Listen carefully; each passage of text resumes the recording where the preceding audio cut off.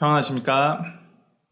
오늘도 말씀 통하여서 하나님의 살아계심을 더 경험하고 알아가는 시간 되기를 소망합니다. 하나님께서 우리에게 주신 말씀 출애굽기 10장 21절부터 29절 말씀입니다. 출애굽기 10장 21절부터 29절까지 말씀 제가 읽어드리도록 하겠습니다. 여호와께서 모세에게 이르시되 하늘을 향하여 내 손을 내밀어 애굽 땅 위에 흑암이 있게 하라.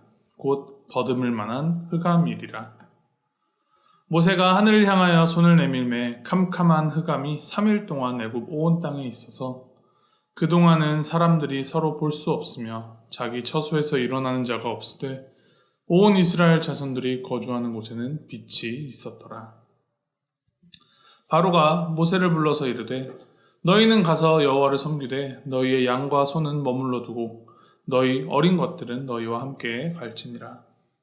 모세가 이르되 왕이라도 우리 하나님 여호와께 드릴 제사와 번제물을 우리에게 주어야 하겠고 우리의 가축도 우리와 함께 가고 한 마리도 남길 수 없으니 이는 우리가 그 중에서 가져다가 우리 하나님 여호와를 섬길 것임이며 또 우리가 거기에 이르기까지는 어떤 것으로 여호와를 섬기는지 알지 못함이니이다 하나 여호와께서 바로의 마음을 완악하게 하셨으므로 그들 보내기를 기뻐하지 아니하고 바로가 모세에게 이르되 너는 나를 떠나가고 스스로 삼가 다시 내 얼굴을 보지 말라. 내가 내 얼굴을 보는 날에는 죽으리라. 모세가 이르되 당신이 말씀하신 대로 내가 다시는 당신의 얼굴을 보지 아니하리이다. 아멘. 오늘 본문 말씀에서는 하나님께서 9번째 재앙, 흑암을 애굽에 내리십니다. 어둠, 어느 정도의 어둠이냐 하면 캄캄하여 서로 볼 수도 없고 손으로 더듬어서 다녀야 할 만큼 짙은 어둠이었습니다. 화요일 묵상에서도 제가 말씀드렸듯이 애굽을 향한 하나님의 재앙은 그 범위와 강도가 이제 점점 세지고 있습니다. 이제는 빛, 태양까지 심판의 도구로 사용이 됩니다. 빛이라는 것은 단순히 앞을 밝히기 위한 수단이 아니죠. 빛은 모든 생명력의 가장 기본이 되는 에너지원입니다. 창세기에 기록된 하나님의 천지창조 이야기를 보아도 하나님께서 첫째 날에 가장 먼저 창조하셨던 것이 빛이었습니다. 빛이 있기 때문에 식물들은 광합성을 하여서 그 에너지원을 얻어 자라나고 또 꽃을 피고 열매를 맺고 이제 이를 동물들이 섭취하여서 에너지원을 또 얻게 되는 것이죠. 이 동서고금을 막론하고 빛은 생명력의 근본이자 근원으로 받아들여졌습니다. 애굽 사람들도 가장 크고 가장 힘이 강하고 중요한 신으로 섬기고 있었습니다. 그러한 태양빛이 하나님에 의하여서 이제 완전히 가리워진 것입니다. 하나님만이 진정한 하나님이시라는 것을 말합니다.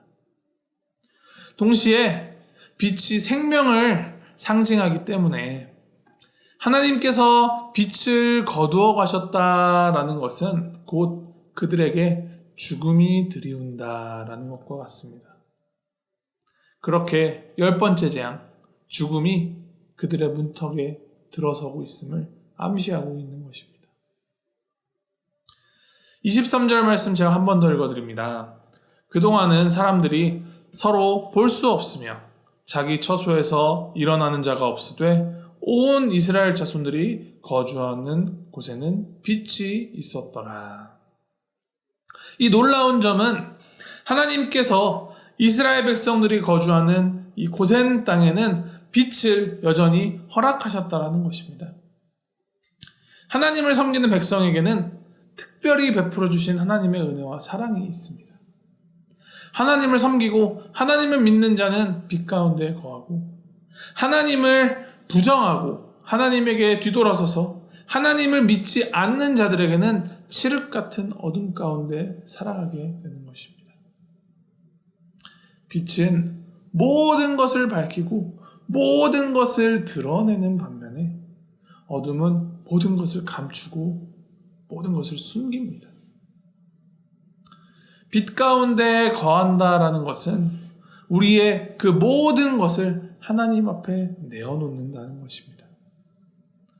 베드로전서 2장 9절에도 기록하기를 너희를 어두운 데서 불러내어 그의 기이한 빛에 들어가게 하신 이의 아름다운 덕을 선포하게 하려 하심이라 라고 기록합니다. 하나님께서 하나님의 사랑하는 백성들에게 빛을 주시는 것은 하나님이 자신을 믿는지 안 믿는지에 따라서 구별하여서 이들을 차별 대우하신다라는 그런 차원이 아니라 빛을 주신 하나님의 아름다운 덕을 이 빛을 받는 자녀들이 선포하게 하려 하심이라라는 기록입니다. 따라서 빛에 거하여서 하나님을 믿고 따르는 우리에게는 하나님의 그 은혜, 하나님의 그 아름다운 덕을 선포해야 하는 책임과 사명이 따르는 것입니다. 우리에게 신실하게 빛을 주시는 그 하나님을 닮아서 신실하게 하나님을 따르고 그 말씀에 순종하는 것, 그것이 우리의 사명입니다. 24절 이후 말씀을 보면 바로가 모세를 불러내어 또다시 타협안을 제시합니다. 이전보다 좀 더 좋고 좀 더 나은 제안이죠. 전에는 이제 장정들만 가고 아이들은 두고 가라 하였다면 이번에는 아이들까지 다 데려가되 양과 소는 두고 가라 라고 합니다. 10가지 재앙이 내리기 전 이스라엘이 애굽의 노예로 노역과 갖은 핍박을 당하던 때와 비교하여 보면 여기서 떠나 자유의 몸이 된다는 것만으로도 충분해 보일 만큼 좋은 타협안일 수도 있습니다. 타협하면 더 이상의 갈등도 없을 것이고 여러모로 편안할 수도 있습니다. 그러나 그 현실과 타협을 하는 순간 그것은 더 이상 하나님을 향한 신실한 온전한 순종이 아니게 됩니다. 80점, 85점 혹은 99점만 받아도 충분하지 않냐라고 생각할 수도 있습니다. 그러나 하나님 앞에서는 0 아니면 1, 따르느냐 따르지 않느냐로 결정이 됩니다. 물이 99도까지 끓어도 물은 뜨거운 물로 있지 수증기로 변화하지 않습니다. 100도가 되어서야만 물은 수증기로 그 형질이 변화하게 됩니다. 하나님을 향한 우리의 순종이 이와 마찬가지입니다. 세상과 하나님 사이에서 적당히 그냥 양다리 걸치고 이리 갔다 저리 갔다 하는 것은 지혜도 아니고 하나님을 향한 순종도 아닙니다. 우리가 이 세상 가운데서 살아가면서 전적인 온전한 순종을 하나님께 드리는 자들이 되기를 소망합니다. 단순히 우리가 하나님의 은혜를 받기 위함이 아니라 혹은 하나님의 심판을 면하기 위해서 하나님을 따르는 것이 아니라 하나님 그분 자체를 사랑하고 따르고 온전히 믿고 순종하는 하나님의 자녀들이 되기를 소망합니다.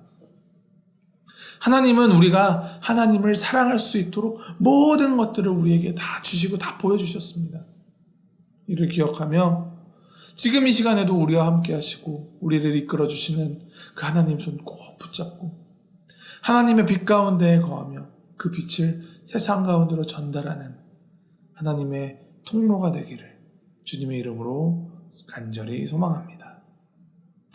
우리 함께 기도하시겠습니다.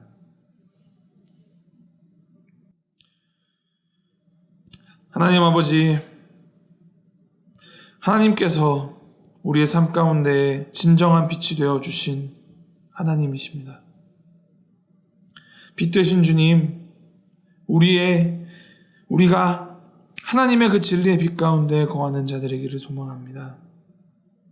우리 안에 있는 그 모든 죄악된 욕심들과 욕망들, 그리고 우리를 어둠 가운데로 끌어당기는 그 모든 세상의 유혹들에 주님 흔들리지 않게 하시고 진정한 생명 되시고 삶의 이유와 목적이 되어주신 하나님만 섬기며 하나님께 순종하며 살아가는 우리가 되도록 주님 인도하여 주시옵소서.